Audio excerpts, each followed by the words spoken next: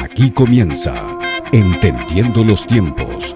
Con ustedes, su anfitrión, Eduardo Saladín. Es una realidad que la pandemia del COVID-19 ha cambiado la vida de muchas personas, ha cambiado sus costumbres, sus rutinas diarias, y esto ha traído incertidumbre. Muchos se preguntan cuánto tiempo durará la pandemia. Está el temor a enfermarse, están las presiones económicas, está el aislamiento social. Y en adición a esto, hay un exceso de información y rumores, muchos infundados, que pueden hacer que las personas se sientan sin control, que no estén claros con lo que tienen que hacer, y esto también ha causado mucho estrés, ansiedad, miedo, tristeza y soledad. Y sobre todo, el no saber qué nos depara el futuro y más este nuevo año 2022. La pregunta que nos hacemos es, ¿cómo debemos enfrentar este nuevo año 2022? ¿Cuál debe ser nuestra perspectiva? Y estad siempre preparados para presentar defensa con mansedumbre y ser así entendidos de los tiempos. Y para hablar de este tema, tenemos con nosotros al pastor Marcos Peña. Marcos, gracias por estar con nosotros. Bienvenido nuevamente. Hola Eduardo, siempre es un gusto juntarme contigo aquí en Entendiendo los Tiempos y sobre todo con un tema tan pertinente, tan actual como ese. Todo el mundo es alcanzado por este tema, lo quiera o no.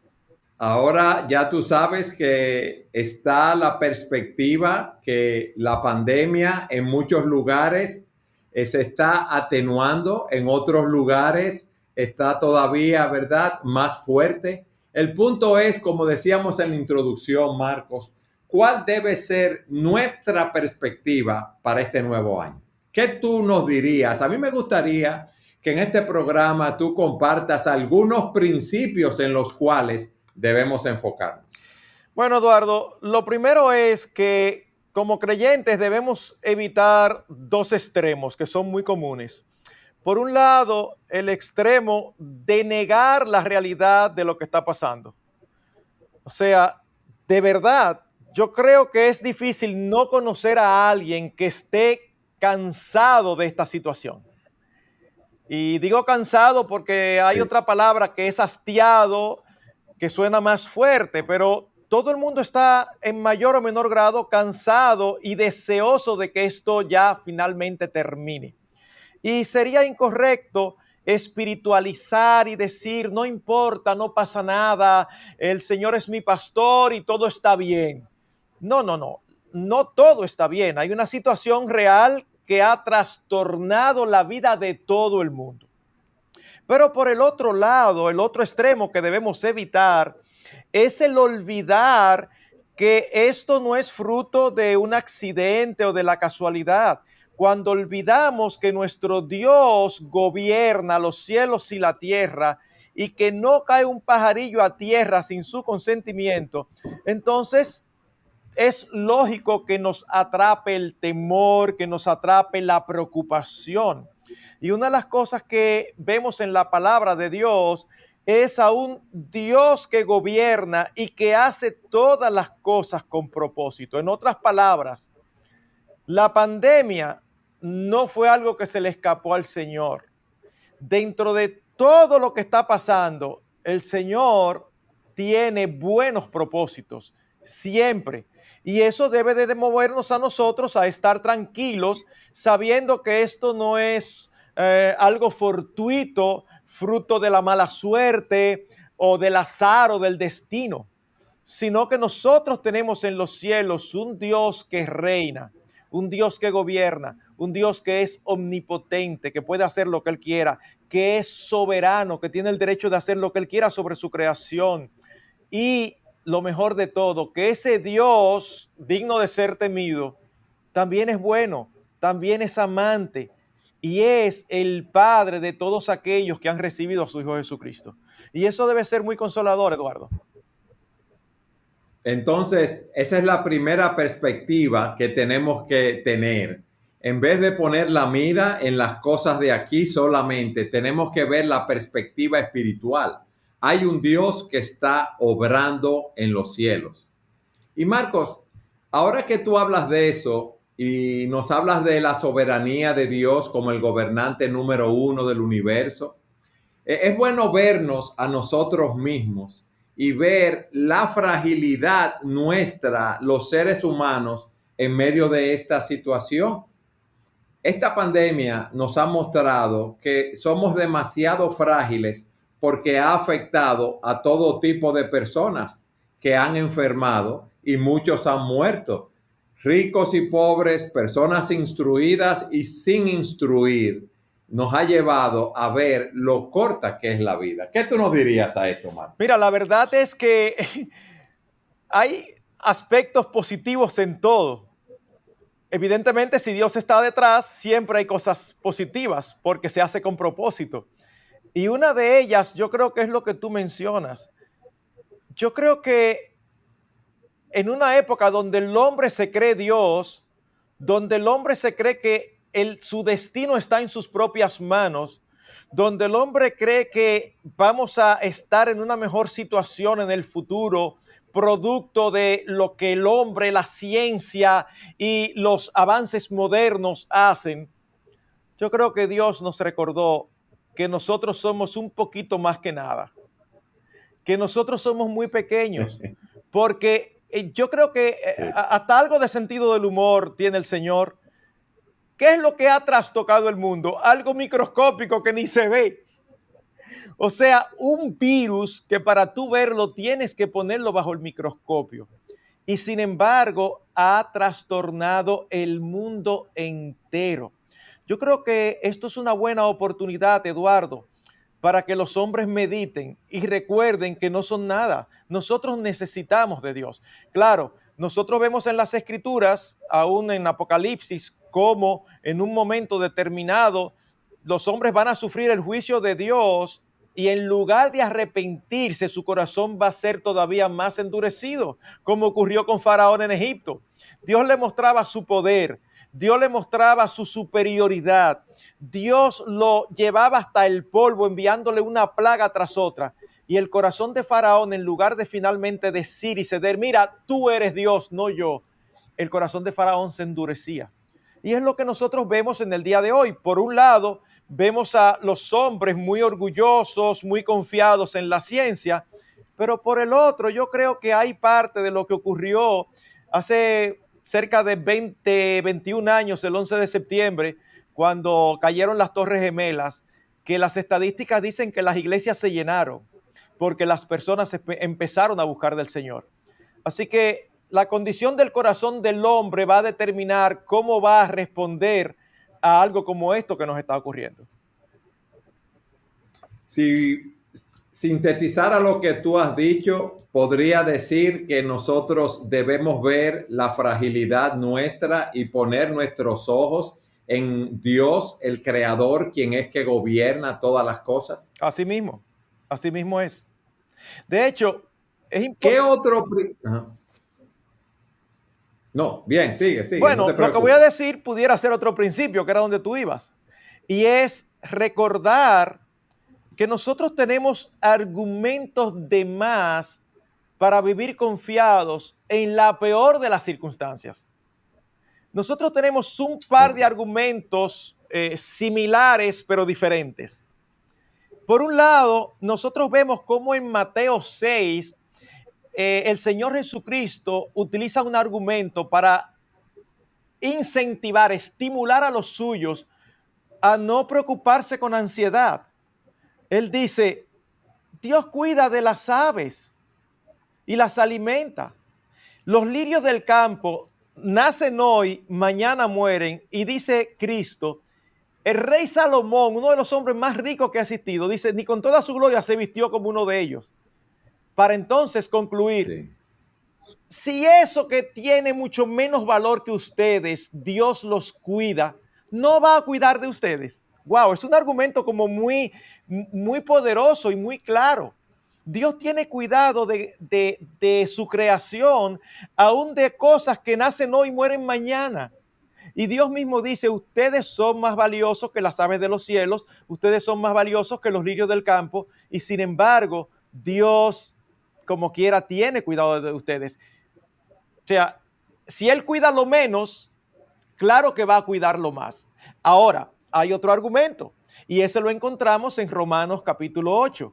En Romanos capítulo 8 se nos dice, pero mis hermanos, si Dios no escatimó el entregar a su Hijo Jesucristo, ¿no nos dará también con Él todas las cosas? En otras palabras, ¿hay algo mayor que Dios pudo haber hecho a nuestro favor que entregar a su Hijo Jesucristo? Nada, nada absolutamente. La segunda persona de la Trinidad se encarnó y murió por nosotros. No hay nada más grande que eso. Y el argumento es, si Dios le da a ustedes, ya le dio lo más grande que Él tenía. Él no tenía nada más grande que eso. Si Él dio lo más grande y no va a dar lo menor. Entonces, la verdad, Eduardo, es que nosotros los creyentes no tenemos razones para andar preocupados, angustiados, desesperados. No, porque Dios nos enseña en su palabra que Él tiene cuidado de nosotros. Él no se olvida de nosotros, no importa lo que esté sucediendo. Y yo creo que ese es un buen pensamiento para empezar un año. Marcos, sí, el punto es que somos incrédulos y no nos ejercitamos en esa verdad como creyentes y no combatimos los pensamientos de ansiedad y depresión, de temor, de soledad, pensando en estas verdades que son tan gloriosas. Si yo soy un hijo de Dios, Él va a cuidar de mí. Yo tengo que hacer mi parte.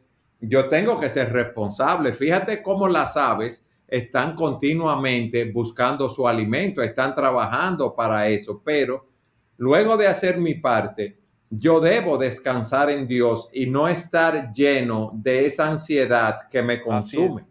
Ahora, Marcos, un paréntesis ahí. Eso es para los hijos de Dios, que Dios le dice, buscad primeramente mi reino y mi justicia y todas las demás cosas van a ser añadidas. ¿Y qué pasa con aquel que no conoce a Dios entonces? Bueno, el que no conoce a Dios, esto es una buena oportunidad para ayudarle a entender que su principal problema no es la pandemia.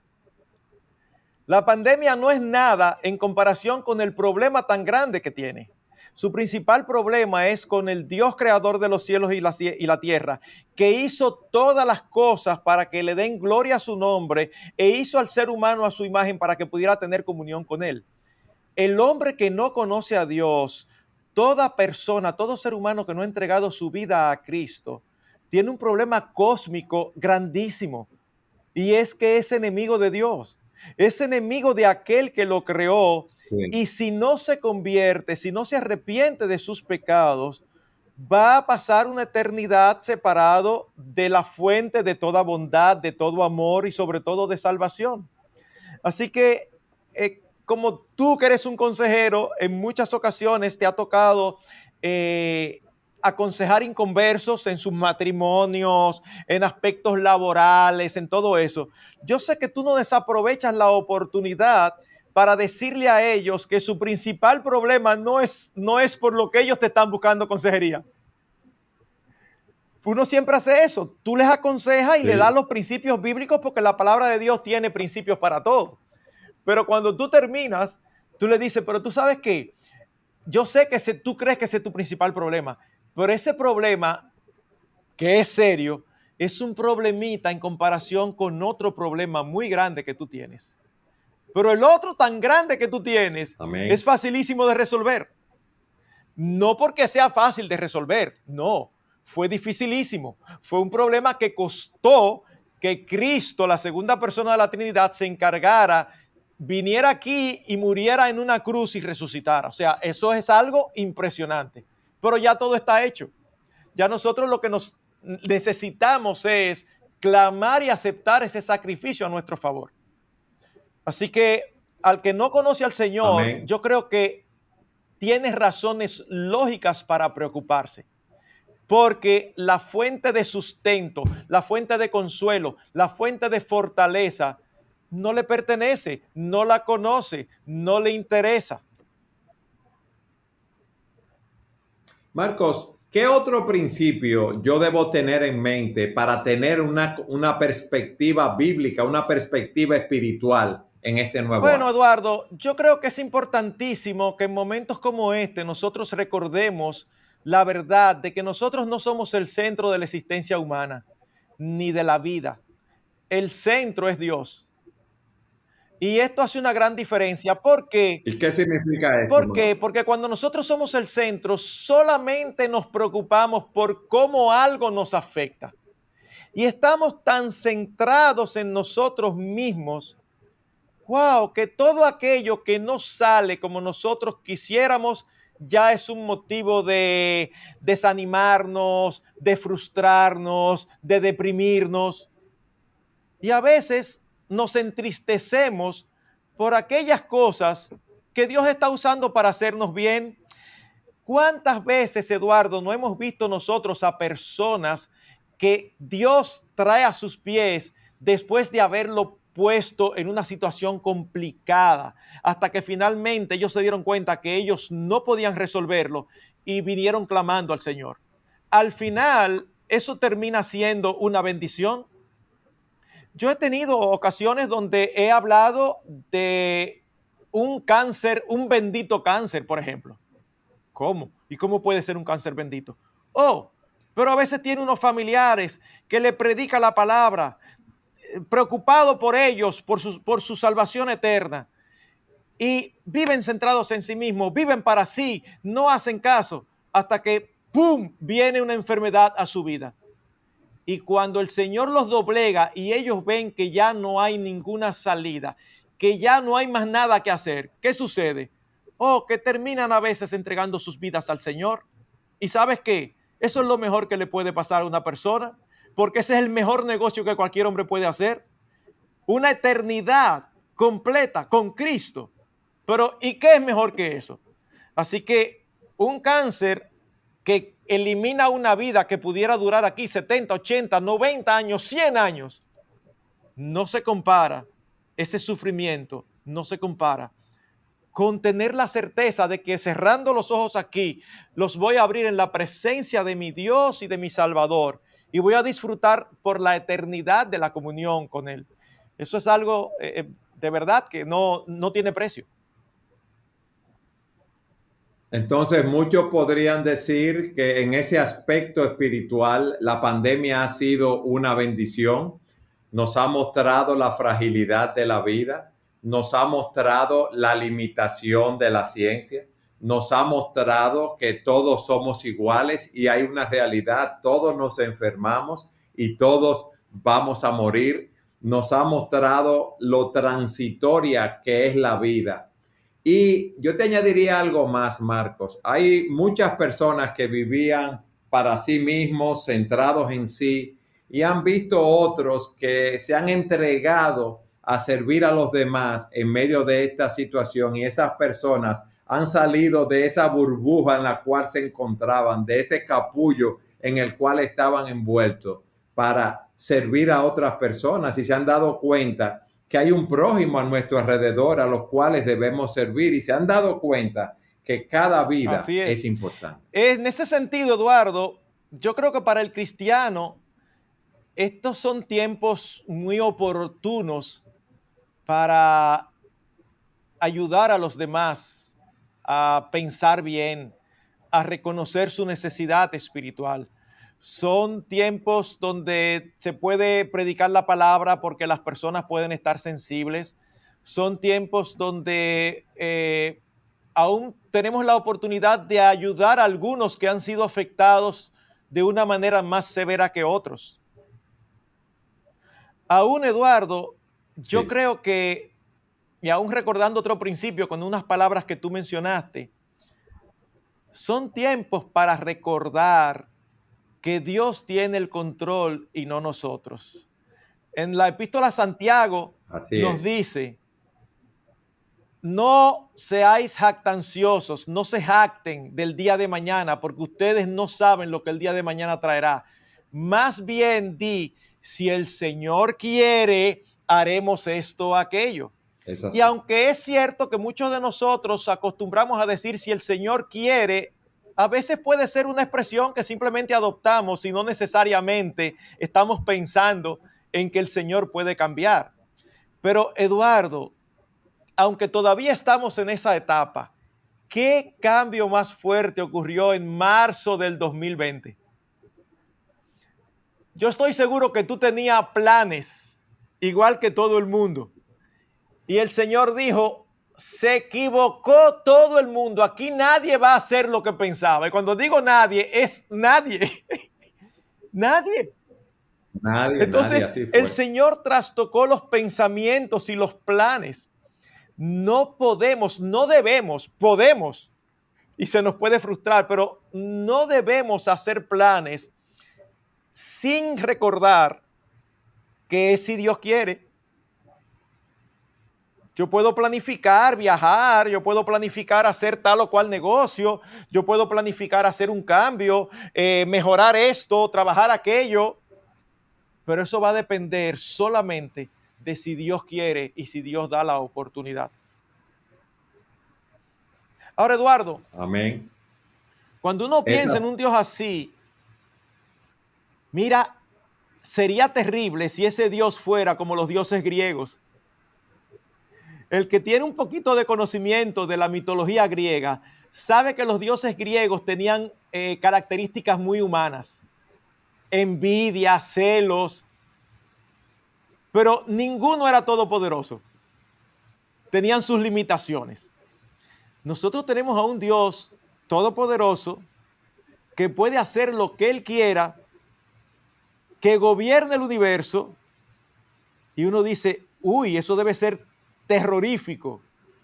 Wow, pero qué bueno que ese Dios dice también de sí mismo que Él es amor, que sus misericordias son más altas que los cielos, que Él se deleita en perdonar. Wow, wow. De verdad, eso debe darnos tanto consuelo. En estos días estaba leyendo en mi devocional al profeta Jeremías y es impresionante cómo Dios le hablaba al pueblo. Ustedes me abandonaron, ustedes me dejaron a mí y hicieron esto mal y todo eso. Para al final decirles, pero si ustedes vienen a mí, yo los recibo. Y tú dices, ¿qué? ¿Qué Dios más misericordioso y que da tantas y tantas oportunidades? Así que, de verdad, yo diría que a un cristiano no le luce dejarse atrapar por la ansiedad. Fíjate, yo no estoy diciendo que los cristianos no pueden tener ansiedad en un momento, que la preocupación en un momento no puede ofuscarlos. Eso puede ocurrir. Estamos en un cuerpo de muerte, en un cuerpo de carne. Pero esa no debe ser la característica dominante. Si hay algo que nosotros como cristianos debemos hacer bien, es pensar bien. Y cuando nosotros pensamos bien, eso significa que nosotros pensamos conforme a lo que la Escritura dice.